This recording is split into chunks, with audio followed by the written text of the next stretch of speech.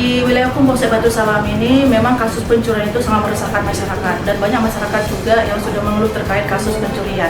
Nah, untuk siapapun yang melakukan pencurian, saya tidak pandang bulu, siapapun yang melakukan pencurian saya akan tindak tegas sesuai dengan aturan yang berlaku di Indonesia.